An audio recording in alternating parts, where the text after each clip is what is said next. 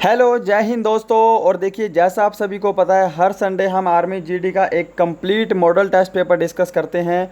और यहाँ पर भी हम आज फिर से पूरे 50 प्रश्नों का आर्मी जीडी का complete model test paper discuss करने वाले हैं, जिसको हम मॉक टेस्ट और प्रैक्टिस सेट भी बोलते हैं।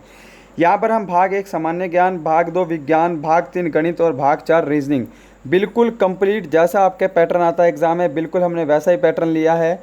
और जो टेस्ट का हमारा लेवल है वो उतना ही है जितना आपके एग्ज़ाम में आता है, ना ज़्यादा हाई है और ना ज़्यादा लो है, बिल्कुल मॉडरेट लेवल है। और ये पेपर मैंने खुद से सेट किया है आपके लिए। तो देखिएगा, ये आपका एकदम लाइव टेस्ट है। अगर आप बाद में इस वीडियो को देखेंगे तो भी आप इसको लाइव टेस्ट के रूप में लेकर चलेंगे तो भी आपका ये लाइव टेस्ट ही रहेगा, ठीक है। ये आपका एक तरह से पेपर है। आज आपको पता लगेगा कि आपका लेवल कितना है, आपको और कितनी मेहनत की ज़रूरत है। और देखिएगा, क्योंकि ये आपका पेपर हो रहा है तो मैं आप सबसे स्टार्टिंग में ही बोल रहा हूँ कि अपना कॉपी पेन ज़रूर लेकर बैठेंगे, क्योंकि सामान्य ज्ञान और विज्ञान के बाद हम गणित के प्रश्न मैंने यहाँ पे बहुत अच्छे ऐड किए हैं, जिनकी मैं आपको ट्रिक भी बताऊँगा। तो गणित के प्रश्नों के लिए आपको कॉपी पेन की ज़रूरत पड़ेगी। पहले आपको खुद सॉल्व करना है और बाद में मेरे साथ आंसर मैच करना है कि आपके कितने आंसर ठीक हो रहे हैं। तो चलिए अपना सेशन स्टार्ट करते हैं। तो शुरू करते हैं अपना वीडियो। तो देखिएगा, हमारा जो पहला भाग है वो है भाग 1 सामान्य ज्ञान। आंसर के लिए आपको ज़्यादा समय नहीं दूंगा मैं, क्योंकि ज़्यादा समय लेने से आपका जो है वीडियो बहुत ज़्यादा लंबा हो जाएगा। आपको पता है, जो हमारे सामान्य ज्ञान और विज्ञान है उनके क्वेश्चन हम फटाफट कर लेंगे। उसके बाद जो मैथ के प्रश्न हैं उसमें हम समय लेंगे, क्योंकि वो मैंने आपको समझाना है और आपको सोल्व भी करवाना है। तो चलिए शुरू करते हैं। फटाफट से आपको आंसर देना है। यहाँ पे पहला प्रश्न, भाषा के आधार पर गठित भारत का पहला राज्य का नाम है। ऑप्शन सभी आपके सामने स्क्रीन पे हैं। यदि आपको ज़्यादा समय चाहिए तो आप वीडियो को रोक लेना। तो देखिए, जिन्होंने ऑप्शन सी चूज़ किया है आंध्र प्रदेश, उन सभी का आंसर जो है वो बिल्कुल करेक्ट है। क्वेश्चन नंबर 2 देखिएगा, वास्को डी गामा कहाँ का निवासी था। फटाफट से आंसर देना है। वास्को डी गामा ने भारत की खोज की थी। सन 1498 में यह भारत आया था और यह पुर्तगाल का निवासी था। तो जिन्होंने ऑप्शन ए चूज़ किया है उन सभी का आंसर बिल्कुल सही है। तो देखिए, मैं फटाफट स्पीड में बोलूँगा, इसके माइंड मत करना कोई भी, क्योंकि ये हमारा जीके है, यहाँ पे समझने का कुछ भी नहीं है। क्वेश्चन नंबर 3 है, फ्रांस की क्रांति कब हुई थी। और ये क्वेश्चन आपके आर्मी जीडी में आया है, आर्मी क्लर्क में आया है और बहुत सारे एग्जाम में आया है। फ्रांस की क्रांति जो है ये सन 1789 में हुई थी। जिन्होंने ऑप्शन डी को चूज़ किया है उनका आंसर बिल्कुल करेक्ट है जी। क्वेश्चन नंबर यहाँ पे है हमारा क्वेश्चन नंबर 4, 2 अक्टूबर महात्मा गांधी का जन्मदिन अंतर्राष्ट्रीय स्तर पर मनाया जाता है। तो किस रूप में मनाया जाता है आपको ये बताना है। तो जिन्होंने ऑप्शन ए चूज़ किया है उनका आंसर बिल्कुल सही है। अहिंसा दिवस के रूप में महात्मा गांधी का जन्मदिन मनाया जाता है 2 अक्टूबर को। नेक्स्ट प्रश्न भी महात्मा गांधी से संबंधित है। निम्नलिखित में से कौन महात्मा गांधी के राजनीतिक गुरु माने जाते हैं। ऑप्शन सारे आपके सामने हैं, फटाफट से आपको आंसर देना है। महात्मा गांधी के राजनीतिक गुरु माने जाते हैं तो गोपाल कृष्ण गोखले, जिन्होंने ऑप्शन बी को चूज़ किया है उनका आंसर बिल्कुल सही है। और देखिए, फिर से बोल रहा हूँ, जीके और साइंस के पोर्शन में मैं थोड़ा स्पीड में बोलूँगा, क्योंकि यहाँ पर हम समय वेस्ट नहीं कर सकते, क्योंकि वीडियो आपका बहुत ही ज़्यादा लंबा हो जाएगा फिर, है ना। इसको आप मैनेज कर लेना please. Question number 6, Nightingale of India किसे कहा जाता है। ऑप्शन स्क्रीन पे हैं। नाइटिंगेल ऑफ इंडिया किसे कहा जाता है। तो जिन्होंने ऑप्शन बी को चूज़ किया है उन सभी का आंसर बिल्कुल करेक्ट है। सरोजिनी नायडू को नाइटिंगेल ऑफ इंडिया कहा जाता है और ये भारत की पहली राज्यपाल भी थी, महिला राज्यपाल, ठीक है। और ये भारत की पहली राज्यपाल बनी थी, वो उत्तर प्रदेश की बनी थी। नेक्स्ट क्वेश्चन है क्वेश्चन नंबर हमारा 7, भारत में किस राज्य की सबसे लंबी तट रेखा है। भारत में किस राज्य की सबसे लंबी तट रेखा है। तो ऑप्शन डी जिन्होंने चूज़ किया होगा उन सभी का आंसर बिल्कुल सही है, गुजरात। फटाफट से आपको आंसर मैच करते जाने हैं, आपके कितने ठीक हो रहे हैं। क्वेश्चन नंबर 8, राष्ट्रीय वन अनुसंधान संस्थान कहाँ स्थित है। राष्ट्रीय वन अनुसंधान संस्थान स्थित है जी देहरादून में। ऑप्शन डी जो है वो बिल्कुल राइट है। क्वेश्चन नंबर 9 है, नागरहोल नेशनल पार्क किस राज्य में है। नागरहोल नेशनल पार्क किस राज्य में है। तो किस राज्य में है, ये है कर्नाटक में। ऑप्शन बी जो है वो आपका बिल्कुल करेक्ट आंसर है। क्वेश्चन नंबर 10 है, भारत का सर्वोच्च नागरिक पुरस्कार है। बिल्कुल इजी क्वेश्चन है और इससे इजी क्वेश्चन हमारी आज की पूरी सीरीज़ में नहीं है, पूरी टेस्ट सीरीज़ में नहीं है। तो भारत रत्न जो है वो भारत का सर्वोच्च नागरिक पुरस्कार है। इसकी शुरुआत 1954 में हुई थी, ये भी आप ध्यान रखेंगे। क्वेश्चन नंबर 11 है और बहुत फेमस है, आपके आर्मी का ही। ब्रह्म समाज की स्थापना किसने की थी? वेरी सिंपल क्वेश्चन है। ब्रह्म समाज की स्थापना जो हुई थी वो हुई थी राजा राम मोहन राय के द्वारा। तो जिन्होंने ऑप्शन ए को चूज़ किया होगा सभी का आंसर बिल्कुल सही होगा। Question number 12, Chandragupta Maurya dash के प्रबल अनुयायी थे। चंद्रगुप्त मौर्य ने निम्न में से कौन सा धर्म अपनाया था, आपसे बेसिकली यह पूछा गया है। तो उम्मीद है आप सभी ने आंसर दे दिया होगा, है ना। ज़्यादा आपको समय नहीं मिल रहा है आंसर देने के लिए, इसके लिए मैं माफ़ी चाहूँगा। क्वेश्चन नंबर इसका हमारा 12 का ऑप्शन बी करेक्ट होगा, जैन धर्म। क्वेश्चन नंबर यहाँ पे 13 है, किस भारतीय धर्म में 24 तीर्थकर हुए थे? 24 तीर्थकर किस भारतीय धर्म में हुए थे? तो देखिएगा, जैन धर्म में 24 तीर्थकर हुए थे और 24वें तीर्थकर का नाम था महावीर स्वामी। ध्यान रखना है, इंपॉर्टेंट है। क्वेश्चन नंबर 14, दादा साहब फाल्के पुरस्कार की शुरुआत कब हुई? इसका सभी को पता होगा कि जो दादा साहब फाल्के पुरस्कार है यह सिनेमा यानी कि फ़िल्म के क्षेत्र में दिया जाता है और इसकी जो शुरुआत हुई थी वो हुई थी 1969 में। जिन्होंने ऑप्शन सी को चूज़ किया है उन सभी का आंसर बिल्कुल सही है। क्वेश्चन नंबर 15 है और हमारा भाग 1 का लास्ट प्रश्न है, पुलित्ज़र पुरस्कार किस क्षेत्र में से एक के साथ जुड़ा हुआ है? पुलित्ज़र पुरस्कार किस में से एक के साथ जुड़ा हुआ है? राइट आंसर ऑप्शन सी जिन्होंने दिया है उनका आंसर बिल्कुल सही है। पत्रकारिता से संबंधित है पुलित्ज़र पुरस्कार। तो यहाँ पर हमारा भाग 1 कंप्लीट होता है। उम्मीद करूँगा आप सभी को समझ में आया होगा। भाग 2 करेंगे हम सामान्य विज्ञान। तो चलिए स्टार्ट करते हैं। क्वेश्चन नंबर 16, सूर्य एवं तारों से प्राप्त ऊर्जा एवं प्रकाश का स्रोत है। तो सूर्य और तारों से जो ऊर्जा और प्रकाश प्राप्त होता है उसका स्रोत क्या है, उसमें कौन सी अभिक्रिया लगती है? तो राइट आंसर क्या होगा यहाँ पे? फटाफट ऑप्शन बी, नाभिकीय संलयन जिन्होंने दिया है उन सभी का आंसर बिल्कुल राइट है। क्वेश्चन नंबर 17 है और बिल्कुल आसान है, ताप का SI मात्रक क्या होता है? ताप का SI मात्रक क्या होता है? तो क्या होता है? ऑप्शन ए करेक्ट होगा, केल्विन। और देखिएगा, आपको जो हमारी लाइव चैट चल रहा है उसमें तो आपको आंसर देना ही है। अगर आप किसी क्वेश्चन का आंसर देने में मान लीजिए लेट हो गए लाइव चैट में, तो आप उस क्वेश्चन का आंसर अपने मन में सोच लेना, क्योंकि आपको वीडियो ख़त्म होने के बाद हमें कमेंट बॉक्स में स्कोर बताना है कि आपका स्कोर कितना है। ठीक है, तो ऐसा आप कर सकते हैं। और देखिएगा, एक और आपसे इम्पोर्टेंट बात करनी है, कुछ 2 मिनट दीजिएगा बस, कि कोई भी टेस्ट हो या कोई भी पेपर हो उसका कठिन होना या आसान होना हम डिसाइड करते हैं, यानी कि वो हमारे ऊपर निर्भर होता है।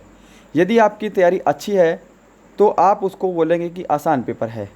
ठीक है, अब आप एक चीज़ सोचिए कि यदि आप आर्मी की तैयारी नहीं कर रहे थे तो अगर आपसे कोई ये भी पूछ लेता कि भारत के प्रथम राष्ट्रपति कौन थे, तो वो क्वेश्चन भी आपके लिए बहुत ज़्यादा मुश्किल हो जाता, क्योंकि वो आपने कभी पढ़ा ही नहीं है।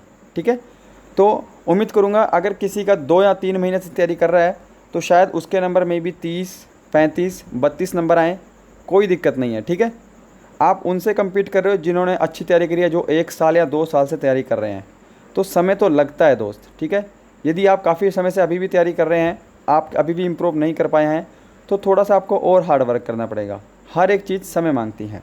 स्टार्ट करते हैं क्वेश्चन नंबर 18, वायुमंडल की आर्द्रता मापने वाला यंत्र कौन सा है? वायुमंडल की आर्द्रता मापता है हाइग्रोमीटर। ऑप्शन बी जो है वो करेक्ट होगा। ठीक है, क्वेश्चन नंबर 19, पानी की बूंदों के गोल होने का क्या कारण है? वेरी सिंपल क्वेश्चन है और बहुत बार रिपीट हुआ है आपके आर्मी के एग्जाम में ही। राइट आंसर होगा ऑप्शन बी, पृष्ठ तनाव। क्वेश्चन नंबर 20, किस विद्युत चुंबकीय तरंग की वेधन क्षमता सर्वाधिक होती है? फटाफट से आंसर देना है। किस विद्युत चुंबकीय तरंग की वेधन क्षमता सर्वाधिक होती है? ऑप्शन सी करेक्ट होगा, गामा किरणें। उम्मीद करूंगा सभी ने आंसर सही दिया होगा।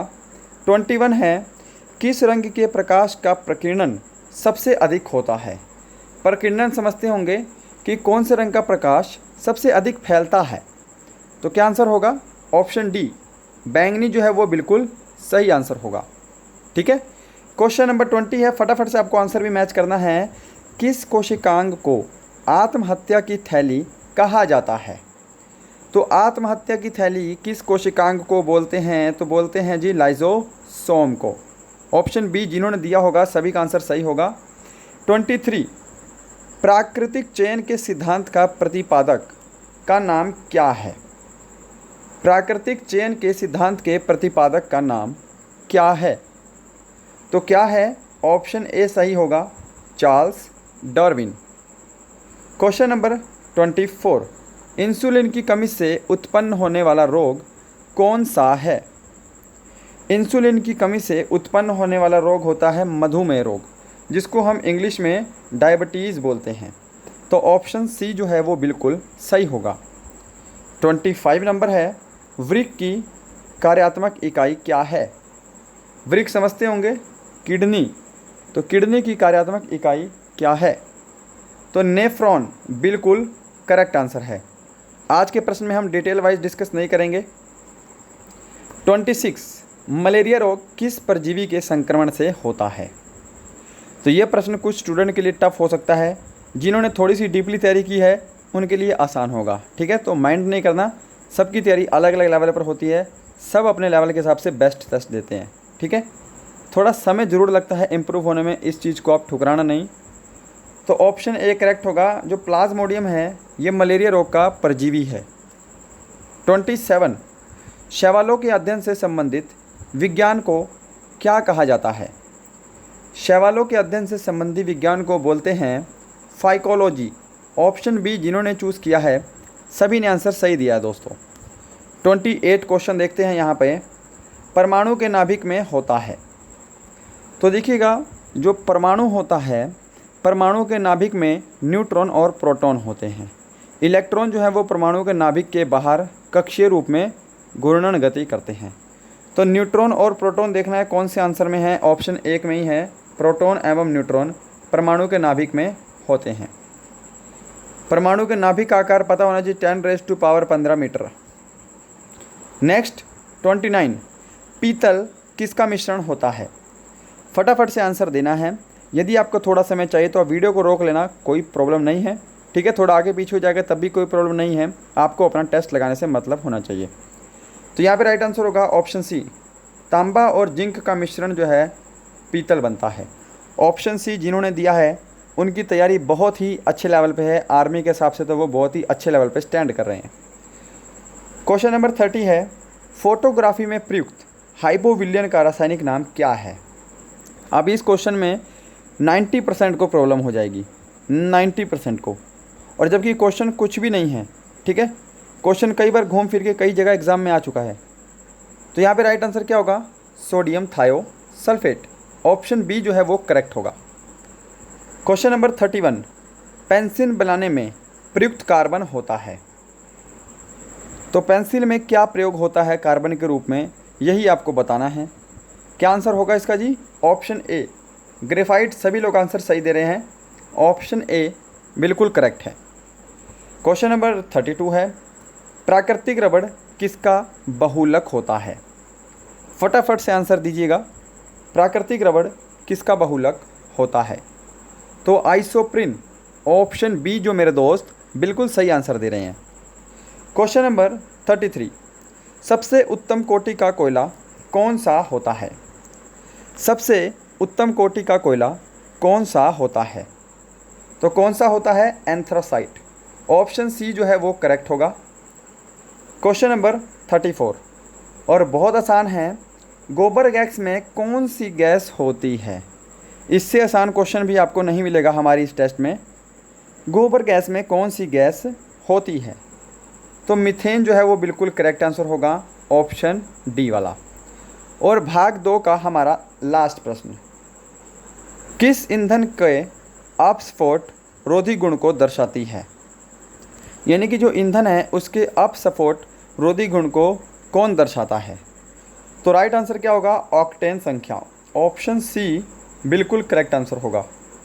और देखिएगा, जैसे हमने यहाँ पे 35 क्वेश्चन डिस्कस किए हैं भाग 1 और भाग 2 के, अगर आप एग्ज़ाम में जाएंगे तो आपको क्या होता है, जैसे 35 हमने क्वेश्चन डिस्कस किए हैं तो आपको 25 से लेकर 28-29 क्वेश्चन जो है ऐसे आएंगे जो आपके प्रीवियस ईयर से रिलेटेड होंगे। ठीक है, जो आपने पढ़े होंगे उनका आप फटाफट आंसर कर देंगे, और इनमें आप कंपटीशन मत समझना कि आपने 29 क्वेश्चन ठीक कर दिए, जो 2 या 3 महीने से भी तैयारी कर रहे होंगे, ये 29-30 क्वेश्चन वो भी ठीक करेंगे। इस चीज़ का आप ध्यान रखना है। तो इसमें इतना कंपटीशन नहीं है, इसमें खुश होने की ज़रूरत नहीं है। जो लास्ट के 7-8 क्वेश्चन आपको हमेशा ऐसे देगा एग्जामिनर, हमेशा हर पेपर में, जिसमें आप थोड़े सोचने के लिए मजबूर हो जाएंगे, जिसमें आपको अपना नया दिमाग दौड़ाना पड़ेगा। आपने कितनी नॉलेज एक्स्ट्रा गेन की है आपको वहाँ पे पता लगेगी, ठीक है। तो वहाँ पे कंपटीशन होता है आपका असली। और मैं क्या करता हूँ, हर सेट में 4 से 5, 7 से 8 क्वेश्चन नए ज़रूर ऐड करता हूँ, हर बार ऐड करता ही हूँ, ताकि आपका माइंडसेट वैसा डेवलप हो सके, ठीक है।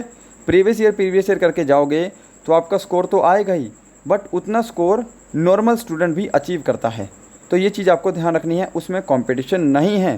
कंपटीशन वहाँ बढ़ता है जब आप एडिशनल स्कोर ऐड करते हो, ठीक है। तो चलिए स्टार्ट करते हैं अपना भाग 3, जो कि है हमारा गणित। उम्मीद करूँगा जो मैं बताता हूँ वो आपको पसंद आता होगा, बिल्कुल अपने एक्सपीरियंस से चीज़ें बताता हूँ। तो क्वेश्चन नंबर 36 है। जैसा मैंने आपको बोला था, आप सभी को आप कॉपी पेन लेकर बैठ जाना है। यहाँ पर आपको कॉपी पेन लेकर बैठना है, फटाफट से आपको आंसर सोल्व करना है, क्योंकि मैं यहाँ पर आपके क्वेश्चन जो है वो स्लोली समझाऊंगा। तो अगर आप क्वेश्चन कॉपी पे सोल्व करेंगे तो आप मेरे से पहले ऑटोमेटिक सोल्व कर देंगे और मेरे साथ आप आंसर भी मैच कर देंगे। तो देखिएगा, पहला प्रश्न, 24 लड़कों वो उनके शिक्षक का औसत आयु 15 वर्ष है। यदि शिक्षक की आयु हटा दी जाए तो औसत आयु 1 वर्ष कम हो जाता है। शिक्षक की आयु क्या होगी? तो 2 तरीके बताऊंगा, 3 तरीके बताऊंगा, ठीक है। तीनों ध्यान से देखना। एक तो है हमारा बेसिक तरीका कि 24 लड़के हैं और एक उनका शिक्षक है, तो टोटल बंदे कितने हो गए भाई? 25 हो गए। और 25 की आयु कितनी है? 15 वर्ष है। यदि मैं 25 को 15 से गुणा कर दूं तो यहाँ पे हमारी क्या आ जाएगी भाई? यहाँ पे हमारी जो है वो कुल आयु आ जाएगी, है ना। तो अगर मैं 25 को 15 से गुणा कर दूं तो 250, 25 पंजे कितना होते हैं भाई? 125 होते हैं। तो यहाँ पे हमारा कितना बनेगा? 375 बनेगा, ठीक है। तो अगर मैंने 25 को 15 से गुणा किया तो हमारा यहाँ पे कितना बना? 375 बना। नेक्स्ट लाइन में बोल रहा है कि शिक्षक की आयु हटा दी, तो बंदे कितने हो गए? अब 24 हो गए। औसत आयु 1 वर्ष कम हो गई, तो औसत आयु पहले कितनी थी? 15 वर्ष, अब कितनी हो गई? 14 वर्ष। यदि मैं 24 को 14 से गुणा कर दूं तो इन 24 जो विद्यार्थी हैं, लड़के हैं, इनकी कुल आयु आ जाएगी। तो मैं फटाफट गुणा भी कर देता हूं, है ना, क्यों टाइम वेस्ट करना। तो गुणा मैं अपने हिसाब से कर रहा हूं ताकि जल्दी हो सके। ओके, 4 चौके 16, 6 हासिल 1, 4 दूनी 8 1 9, 96। थोड़ा सा वेट करना, यहाँ पे आएगा हमारा 336। तो देखिएगा, इनको मल्टीप्लाई करके हमारा कितना आया है? 336 आया है, ठीक है। इसको आप मत देखिए। अब यहाँ पे बोला है शिक्षक की आयु क्या होगी। तो यहाँ पर आप एक चीज़ देख रहे होंगे, यहाँ पर तो 25 हैं जिसके अंदर लड़के और शिक्षक दोनों हैं, इसके अंदर सिर्फ जो है लड़के हैं। तो अगर मैं इसमें से ये घटा दूँ तो यहाँ पे हमारे सिर्फ और सिर्फ शिक्षक की आयु आ जाएगी। तो 15 में से 6 गए 9, ठीक है। यहाँ पे हमारा बच गया कितना? 6 में से 3 गए 3, तो 39 वर्ष जो है वो आपका बिल्कुल करेक्ट आंसर होगा, ऑप्शन बी। उम्मीद करूँगा सबको समझ में आया होगा। अब देखिएगा, आपको मैं एक ट्रिक समझाऊंगा, यूनिट डिजिट वाली आपको ट्रिक समझाऊंगा, जिसमें आपको ये सभी मल्टीप्लाई करने की ज़रूरत ही नहीं पड़ेगी, ठीक है। उसको देखिएगा। अब यूनिट डिजिट आपको कब लगाना है? जब आप यहाँ पर ये देखेंगे कि यहाँ पर जो यूनिट डिजिट है वो सबका अलग अलग है। आपको इतना काम करना है, पहले आपको ये चीज़ देखनी है। ये चीज़ जो मैं बता रहा हूँ ये आपको कोई नहीं बताएगा। तो देखिएगा, पहले कितने थे? 25 लड़के थे, 25 लड़के और अध्यापक थे, ठीक है। और उनकी टोटल आयु कितनी है? औसत आयु 15 वर्ष। तो आप एक चीज़ देखिएगा कि 5 पंजे कितना होता है? 25 होता है।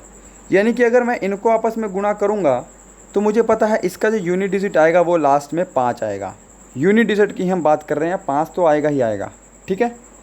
दूसरे केस में देख लीजिएगा कि 24 हो जाते हैं टोटल और औसत आयु कितनी हो रही है? 1 वर्ष कम हो रही है, 14 हो गई। अगर मैं इनको आपस में गुणा करूं तो आप देख रहे हैं 4 चौकी कितना होता है? 16 होता है। यानी कि यूनिट डिजिट यहाँ पे कितना आएगा भाई? 6 आएगा। इतनी चीज़ आपको कन्फर्म हो गई। तो यूनिट डिजिट से ही आप इसको सीधा माइनस करके आंसर निकाल सकते हैं। यानी कि आपको पता है इस 5 से पहले कुछ ना कुछ संख्या होगी, इस 6 से पहले भी कुछ ना कुछ संख्या होगी, ठीक है। हमको ऊपर वाले में से नीचे वाली संख्या माइनस करनी है। तो सीधा आप हाथ से ले लीजिए, 15 यहाँ पे आएगा, 15 में से 6 गए 9, यानी कि जो आंसर होगा उसका यूनिट डिजिट भी क्या होगा, 9 होगा। तो 9 तो आपको ऑप्शन बी में ही दिखाई दे रहा है, 39। तो यहाँ पर आप आंख बंद करके इसको आंसर सीधा लगा सकते थे। ठीक है, ये ट्रिक तब लगानी है जब आप देख रहे होंगे कि सबका यूनिट डिजिट अलग अलग है। ठीक है, ये यूनिट डिजिट बहुत काम आता है, आपकी कैलकुलेशन बचा देता है। बढ़ते हैं नेक्स्ट क्वेश्चन पे, उम्मीद करूँगा ये भी आपको समझ में आया होगा। क्वेश्चन नंबर 37, यदि एक संख्या का 25% 75 है तो उस संख्या का 45% क्या होगा। फटाफट से आपको क्वेश्चन सोल्व करना है, मैं आप रुकूंगा नहीं क्योंकि मैं आपको समझा रहा हूँ, तो इसलिए मैं स्लोली क्वेश्चन को सोल्व करूँगा। तो माना मैंने वो संख्या x, अब x से घबराना नहीं है, कुछ लोगों को x के नाम से बुखार हो जाता है। देखिएगा, अगर मैं वो संख्या x मानूँ, x का 25% बोला है तो मैं 25/100 लिख दूंगा। ठीक है जी, कोई प्रॉब्लम नहीं। और इसकी वैल्यू कितनी दे रखी है, 75 दे रखी है। ठीक है, कि x का 25% 75 है, हमने यहाँ पर स्टेटमेंट ड्रॉ कर दी। 25 एकम 25, 25 चौके 100। अब ये 4 यहाँ जाके 75 में गुणा हो जाएगा, तो यहाँ से x की वैल्यू कितनी आ जाएगी भाई। अगर 4 75 में गुणा हो रहा है तो 5 चौके 20 हासिल 2, यानी कि x की वैल्यू आ गई 300। ठीक है, इतनी चीज़ समझ में आ गई, इसका अब कोई काम नहीं है।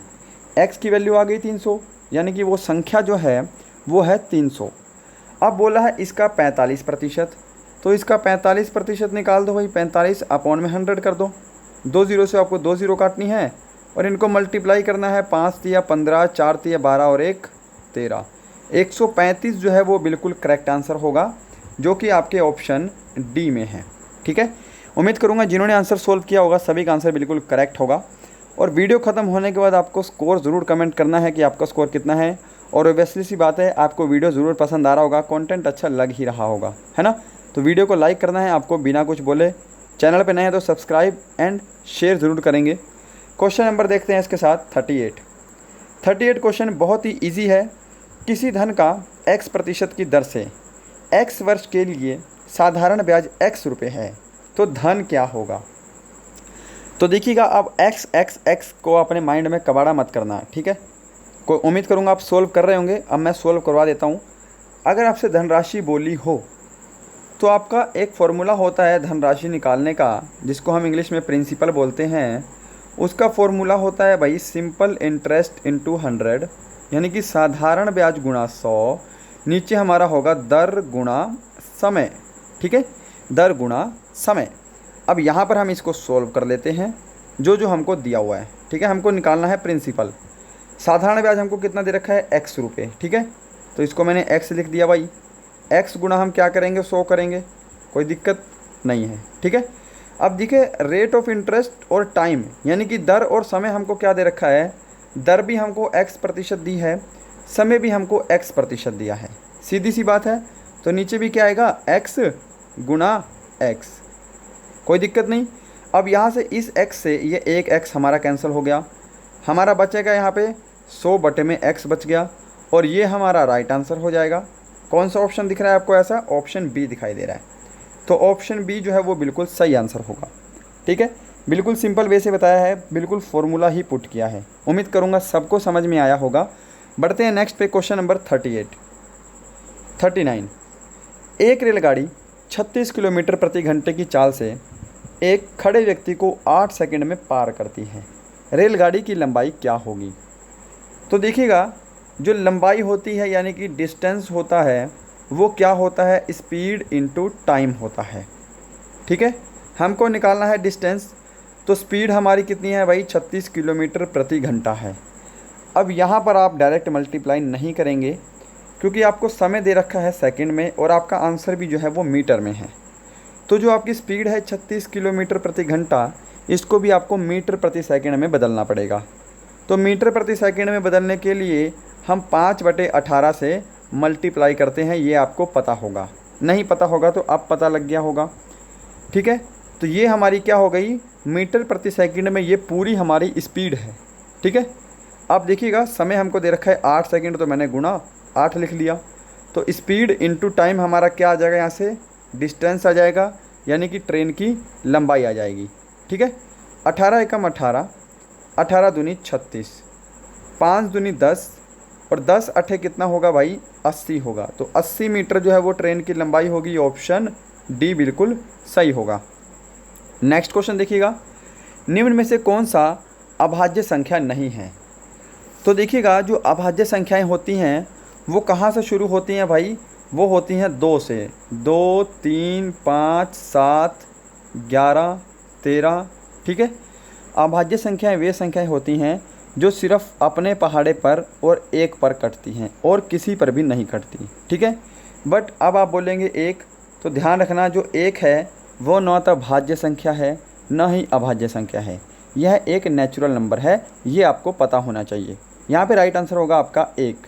ठीक है, उम्मीद करूँगा समझ में आया होगा, इसमें सॉल्व करवाने का कुछ भी नहीं था। क्वेश्चन नंबर 41, ए, बी, सी तथा डी 4 क्रमागत विषम संख्याएं हैं जिनका औसत 42 है। बी तथा डी का गुणनफल कितना होगा।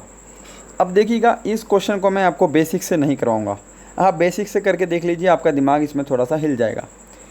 एक चीज़ आपको समझनी है जो मैं आपको समझाने जा रहा हूँ कि मान लीजिए आपके पास 5 संख्याएं होती, 1, 2, 3, 4, 5। ठीक है, पहले आप जो मैं समझा रहा हूँ उसको समझिए। तो देखिएगा जो औसत होता है वो क्या होता है, हमारा बीच वाली संख्या होती है ना। बीच वाली संख्या पे हमारा औसत गिरता है। ये चीज़ पता होगी, 2 हमने यहाँ छोड़ दी, 2 हमने यहाँ छोड़ दी, यानी कि जो बीच वाला है ये एवरेज होता है। ये आपको पता होना चाहिए। ये 5 संख्याओं में मैंने बताया है। ठीक है, ऐसे ही हमारे पास 3 संख्या होंगी, 1, 2, 3, तो इसमें जो बीच वाली संख्या होगी ये औसत होगा। बट यहाँ पर केस क्या है, ए, बी, सी और डी संख्याएँ 4 हैं भाई। तो अब जो औसत इनका 42 है वो क्या होगा, ये जो बी और सी है इनके बीच में होगा 42। समझ में आई बात, यानी कि जो इनका है इनके बीच में हमारा औसत लाई करेगा। मैं आपको ट्रिक बता रहा हूँ, आप एक बार समझो इसको, बिल्कुल ईजिली आप इस क्वेश्चन को सॉल्व कर दोगे।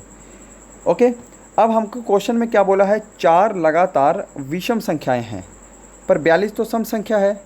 तो 42 से पहले क्या संख्या आएगी भाई, तो 42 से पहले जो संख्या आएगी वो आएगी हमारी 41। तो बी की वैल्यू 41 हो गई, सी की वैल्यू कितनी हो जाएगी, फिर यहाँ से 43 हो जाएगी। इस 42 को अब आप भूल जाओ। ठीक है, यहाँ पे हो जाएगी हमारी 39 और यहाँ पे हो जाएगी हमारी 45। तो ये चारों लगातार विषम संख्याएं हो गई। विषम संख्याओं में 2-2 का गैप होगा, आपको पता ही है। तो ये हमारी विषम संख्याएं हो गई, सीधी सी बात है। अब हमको बोला है बी और डी का गुणनफल, यानी कि बी यहाँ पे है और डी यहाँ पे है, इनका गुणनफल।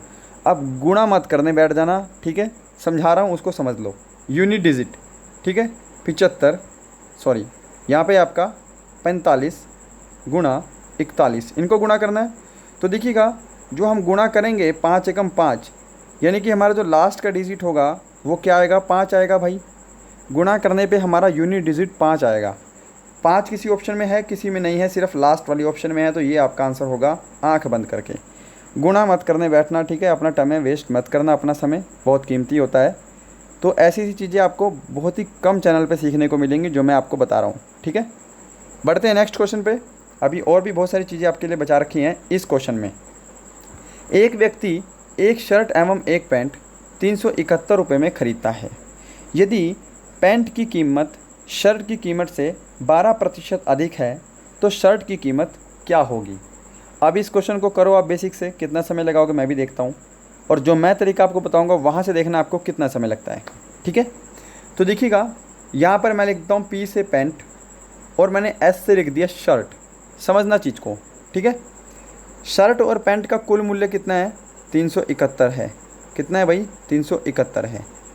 ठीक है, अब देखिएगा क्या बोल रहा है कि जो पैंट की कीमत है वो शर्ट की कीमत से 12% अधिक है।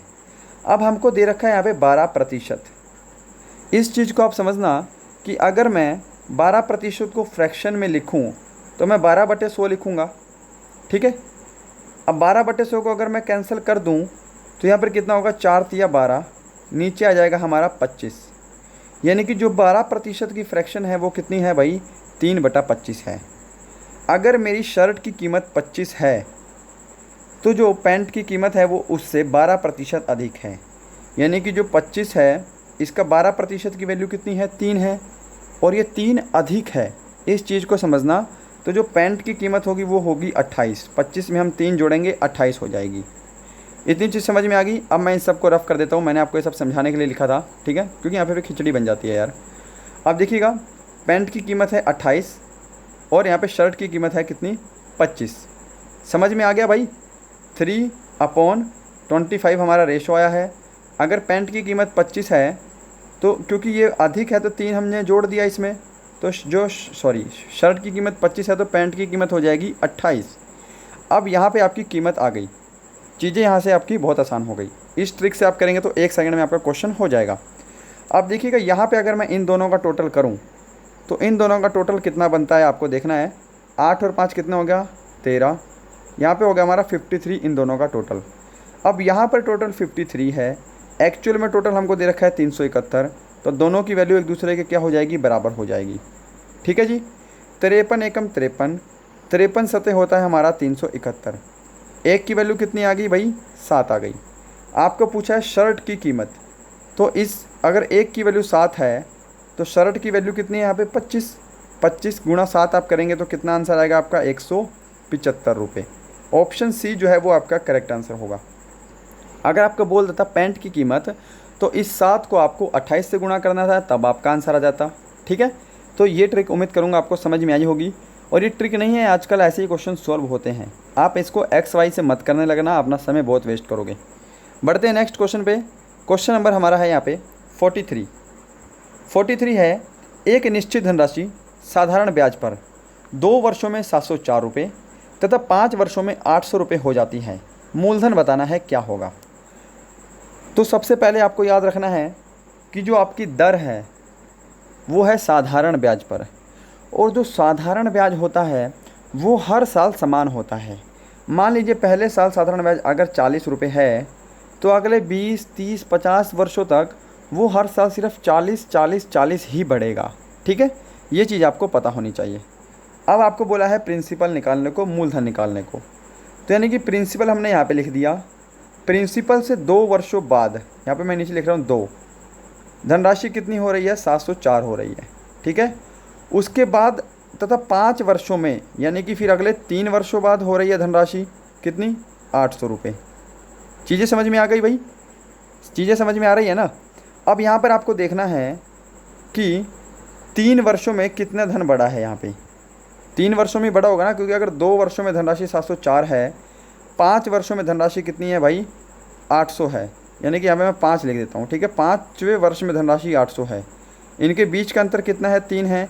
यानी कि 3 वर्षों में आपको देखना है धनराशि कितनी बड़ी है। तो 3 वर्षों में इनके बीच का अंतर कितना है, 96 है। 3 वर्षों में धनराशि बढ़ी है 96 रुपये। इतनी चीज़ समझ में आ गई।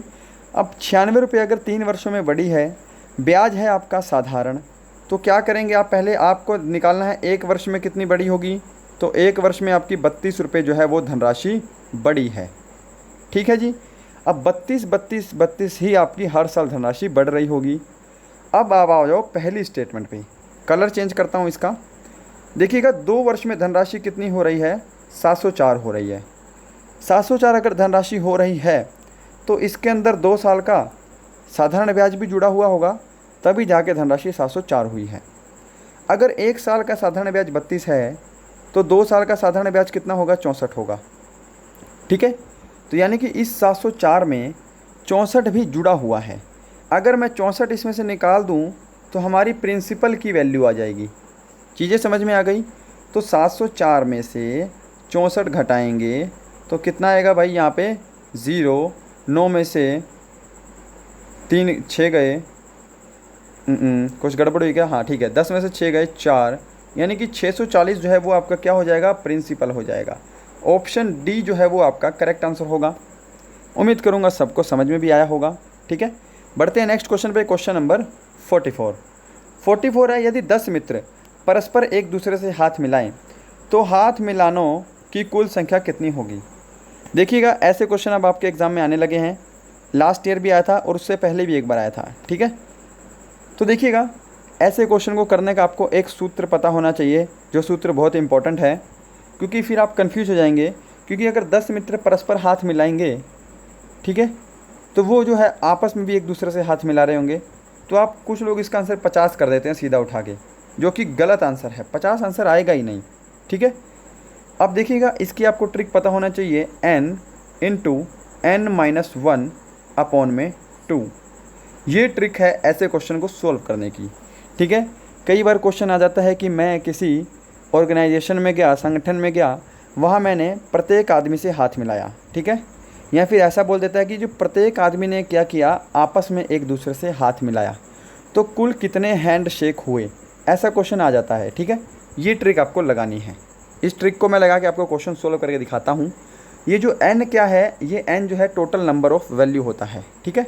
तो टोटल नंबर ऑफ़ वैल्यू 10 है, और यहाँ पे 10 गुणा n माइनस 1 करेंगे तो 10 गुणा 9 हो जाएगा, है ना। n है 10, 10 में से 1 जाएगा 9, तो 10 गुणा 9 हो गया, और बटे में हमारा 2 है, n गुणा n माइनस 1 बाई 2, ठीक है। 2 से कैंसिल करेंगे, 2 पंजे 10, 5 निम कितना होता है भाई, 45 होता है। तो आपका ऑप्शन ए जो है वो सही आंसर हो जाएगा, ठीक है। नेक्स्ट है यहाँ पे क्वेश्चन नंबर 45, और आज का लास्ट क्वेश्चन है हमारा गणित का। किसी त्रिभुज की भुजाएं 3:4:6 के अनुपात में हैं, ठीक है। इसको करेक्ट करना, आपको क्या करना है, 3:4:6 के अनुपात में है। तो त्रिभुज कौन सा है, समकोण, न्यून कोण, अधिक कोण, या फिर इनमें से कोई नहीं। अब इस क्वेश्चन को आपके लिए बेसिक पता होना चाहिए था, ठीक है। इससे एक क्वेश्चन और बनता है कि मान लीजिए त्रिभुज की तीनों भुजाएं ऐसी दे रखी हैं, सबसे बड़ी भुजा का माप बताओ। तो वो क्वेश्चन नहीं है ये क्वेश्चन दूसरा है। तो देखिएगा, इसके लिए मैं आपको 1 सेकंड लूँगा, आपका 1 मिनट आपका मैं बेसिक क्लियर करना चाहूँगा कि मान लीजिए ये आपका क्या है, कोई त्रिभुज है, ठीक है। त्रिभुज है जिसके तीनों कोणे हैं, ये ए है, ये बी है, और ये सी है। अगर मैंने माना सी बड़ी भुजा, सी माना बड़ी भुजा है, कौन सी भुजा है, बड़ी भुजा है, तो देखिएगा A square plus B square is equal to C square. यदि ए स्क्वेयर बी स्क्वेयर बराबर सी स्क्वेयर के हो तो ये कौन सा त्रिभुज होता है भाई, समकोण त्रिभुज होता है। कौन सा त्रिभुज होता है, ये होता है समकोण त्रिभुज। इसमें आपने देखा होगा पाइथागोरस लगता है ना, इसी फॉर्म में लगता है वो, ठीक है। अगर ए स्क्वेयर प्लस बी स्क्वेयर ये बड़ा होगा सी स्क्वेयर से, ठीक है। ए स्क्वेयर प्लस बी स्क्वेयर अगर सी स्क्वेयर से छोटा है, यानी कि सी स्क्वेयर यहाँ पे बड़ा हो गया, फिर इन दोनों से सी स्क्वेयर बड़ा हो गया, तो ये कौन सा कोण होता है, ये होता है आपका अधिक कोण। अधिक कोण क्या होता है, जो 90 डिग्री से ज़्यादा एंगल बनाता है, ठीक है। अब यहाँ पर एक चीज़ और देखिएगा, A square plus B square बड़ा होगा सी स्क्वेयर से, तो ये होगा हमारा न्यून कोण। कौन सा कोण होगा भाई, न्यून कोण होगा। ये सारी चीज़ें आपको पता होनी चाहिए, ठीक है। तो आप क्वेश्चन को सोल्व करते हैं, उम्मीद करूँगा आपका बेसिक क्लियर होगा। तो देखिएगा, इसको रफ करते हैं, 3:4:6 ए बी सी, माना सी बड़ी भुजा है, ठीक है। आप किसी को भी बड़ी भुजा मान सकते हैं, इसमें कोई भी दिक्कत नहीं है। कि अगर आपने देखा कि यहाँ पे मैंने 6 देखा है तो बड़ी भुजा है, बड़ी भुजा किसी को भी मान सकते हैं, बट वैसे बड़ी भुजा आपकी सी ही होगी, ठीक है। तो स्क्वायर करते हैं, 3 का स्क्वायर कितना होता है, 9 होता है, प्लस 4 का स्क्वायर कितना होता है, 16 होता है। यहाँ पे हमारा होगा 6 का स्क्वायर कितना हो गया भाई, 36 हो गया, ठीक है। तो 9 को अगर मैं 16 में जोड़ूंगा तो कितना होगा, 25 होगा। यानी कि 36 जो है वो 25 से क्या है, बड़ा है। तो ये कौन सा कोण होगा भाई, अगर सी बड़ा हो गया तो ये होगा अधिक कोण। ऑप्शन सी यहाँ पे करेक्ट आंसर होगा, ठीक है। उम्मीद करूँगा समझ में आया होगा आपका बेसिक भी। अब यहाँ पे हमारा रीजनिंग स्टार्ट करते हैं फटाफट से। भाग 4, क्वेश्चन नंबर 46 है, निम्न रिक्त कूट संख्या ज्ञात करो। मतलब आपको ये सीरीज़ दे रखी है, आपको बतानी है आगे की सीरीज़ क्या होगी। और रीजनिंग के लिए मैं आपको समय नहीं दूंगा, फटाफट हम क्वेश्चन को सोल्व करेंगे। और देखिएगा, रोज़ाना हमारी 10 बजे क्लास होती है, जैसे आज हुई है, तो रोज़ाना आपको 10 बजे जुड़ जाना है, ठीक है। हर संडे हम प्रैक्टिस है डिस्कस करेंगे, और बाकी दिन हमारी क्लासेस रहेंगी इंपॉर्टेंट और एक्सपेक्टेड क्वेश्चंस की। तो यहाँ पर देखिएगा, b की वैल्यू कितनी होती है, 2 होती है। अब 2 से 8 बना है, यानी कि 2 की इन्होंने क्या किया है, क्यूब किया है। 2 की क्यूब होती है 8। d की वैल्यू कितनी होती है भाई, 4 होती है। ऐसे ही हम 4 की क्यूब करेंगे तो कितना होगा, 64 हो जाएगा। ऑप्शन ए जो है वो करेक्ट आंसर होगा। क्वेश्चन नंबर 47, निम्न में से कौन सा असंगत है, प्रेम, क्रोध, घृणा, रोना। तो देखिए ये जो तीनों चीज़ें हैं, ये तीनों चीज़ें क्या हैं, ये तीनों चीज़ें नेगेटिव हैं। प्रेम जो है ये अकेला जो है वो पॉजिटिव रिस्पॉन्स दे रहा है, तो ऑप्शन ए जो है प्रेम सबसे अलग है। 48, निम्न रिक्त स्थान पर कौन सा अंक आएगा? मक्खन, दूध, पुस्तक, डैश। तो दूध से क्या बनता है? दूध से बनता है मक्खन, ऐसे ही कागज़ से बनेगी हमारी पुस्तक। तो ऑप्शन ए करेक्ट होगा। जिन्होंने आंसर दिया है सभी का आंसर सही है। क्वेश्चन नंबर 49 है आपके सामने इस तरह। तो देखिएगा ये कैसे सॉल्व किया है। 5 से 36 बनाया कैसे है? 5 से आगे की रकम क्या आएगी भाई? 6 आएगी। 6 का स्क्वायर कितना होता है? 36 होता है। ठीक है। 6 से आगे की रकम क्या आएगी? 7 आएगी। 7 का स्क्वायर कितना होता है? 49 होता है। तो ऑप्शन सी करेक्ट होगा। क्वेश्चन नंबर 50 है और आज का लास्ट क्वेश्चन है। और देखिएगा फिर से लास्ट टाइम आपको बोल रहा हूँ, जाने से पहले वीडियो को अगर आपने लाइक नहीं किया तो लाइक कीजिएगा। कमेंट बॉक्स में मुझे आपका स्कोर चाहिए कि आपका स्कोर कितना हुआ है। ठीक है। उम्मीद करूँगा आपको हमारा सेशन हेल्पफुल लग रहा होगा, हमारी क्लासेस हेल्पफुल लग रही होंगी। तो देखिएगा इसमें क्या लॉजिक लगा है। 7 गुणा 8 56, 4 गुणा 3 12, 5 गुणा 6 30। ठीक है। तो ऑप्शन ए करेक्ट होगा। तो गाइस यही था आज का वीडियो। उम्मीद करेंगे आपको हेल्पफुल लगा होगा हमारा प्रैक्टिस सेट। मिलते हैं नेक्स्ट वीडियो में। और हाँ, आपको एक चीज़ बतानी भूल गया, माफ़ी चाहूँगा। इसकी आप PDF डाउनलोड कर सकते हैं। डिस्क्रिप्शन में आपको टेलीग्राम का लिंक मिलेगा, वहाँ से आप जाके इसकी PDF डाउनलोड कीजिएगा और वहाँ पे आप ऑफलाइन भी टेस्ट लगा सकते हैं। ठीक है। मिलते हैं नेक्स्ट वीडियो में, तब तक के लिए जय हिंद, जय भारत।